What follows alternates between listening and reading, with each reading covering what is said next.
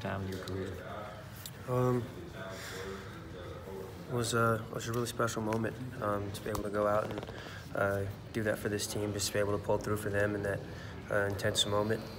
I do think that it gave me a little bit more confidence for the rest of that season. It gave me something that I could build off of the rest of the way, just to know that they trusted me to go out there in that position and just be able to execute my job for them. What do you remember right before you went to make the kick, who you talked to, and just kind of what were the feelings going through your mind at that time? I didn't really talk to a whole lot of anyone. I was really just kind of on my own over by the net, just going through my process that I usually do when we get in field goal range. Coach Butler was on the sidelines. He just kind of helped to keep everyone away. I didn't really talk to a whole lot of anyone, just talked to him right before I went out, just, going through my keywords. Went out on the field, and Jacob Eason was my holder at the time. He was just like, "Let's go, bud, you got this." And that was about all the talking that was done. After that, it was just, going through my process to get ready for the field goal. What are those key words, if you don't mind saying, every time you go out to a pro kick?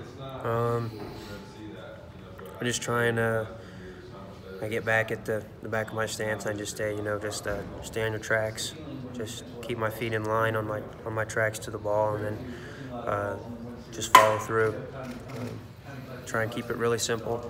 You don't want to have a whole lot of clutter in your mind when you're getting ready to kick. Just a few words, just those few words, just keep you going, keep you focused and locked in. What would you make of Kirby's dance in the locker room on a scale of 1 to 10? What do you give him? It was awesome.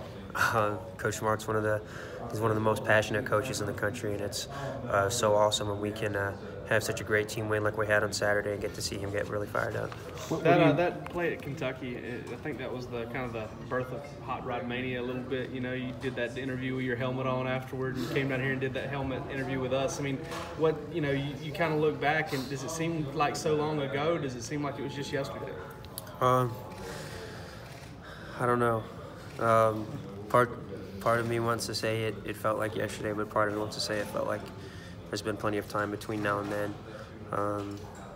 That memory I'll always hold on to, but I've also had a lot of time to just try and grow and develop and become a better kicker for this team since then. Hey, I saw the specs piece that ESPN did over the weekend. It was really good, but Kirby tried on your glasses, and he was talking about it just then. He was really amazed. They're like, wow, he really can't see. How much of an issue is your vision, and is there any places in the game where I know she had a tackle Saturday, by the way, too, where it holds you back, or is it all about those specs helping you to do what you need to do? I'm nearsighted, so it's much easier for me to see close up than it is to see far away.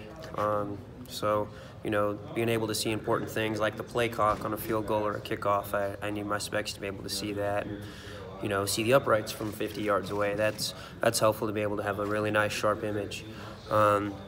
But no, I don't think that they hold me back in any other way. They just, help me see as clearly as I can and help me be the best kicker that I can be. And contacts aren't it's not something you want to do or try to do, or LASIK or anything like that?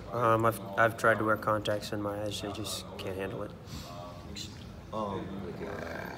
As you guys take a look at this game and everything that's at stake, I mean, in essence, it's the SEC East championship. I mean, because the winner goes to Atlanta and the loser's out. How do you guys look at that? How can y'all use that as a factor of motivation, I suppose? I don't think we're really looking at it that much. I think we're just looking at, we're just looking at them as the next team on the schedule. It's the most important game of the season because it's the next game on our schedule for us. We don't need to create any more pressure than is necessary. We just need to go at it with the mindset that we're going to do everything we possibly can to be as prepared for this game as we can be, and we're just going to try and get ready for another physical battle. It's going to be physical through and through. We're expecting it to be a great game, but we're just going to prepare how we know how to prepare to try and win. Rodrigo, you've talked before about how much you appreciate the support you get from Georgia fans. Did that moment 2 years ago, and like Jake was asking about the helmet and stuff like that, did it seem like the switch just kind of flipped, that overnight all of a sudden people kind of knew who you were and you had to, off the field, you kind of had to adjust to things differently? I don't know that was necessarily a moment where people began to know who I was. I think that people started to know who I was when I actually missed my first career field goal against Ole Miss, and the internet kind of flamed me, and that was a rough introduction to my college career, but I think I'd say it was necessary for me to just learn the mindset that I needed to just improve and try and develop whatever ways I possibly could.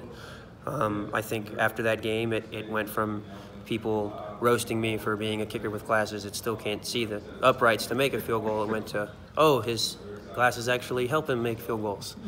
So I think that a lot of attention kind of changed to being positive at that point, and it's just been awesome to be at this point where I am right now. Just from that moment, it's just been an incredible journey so far.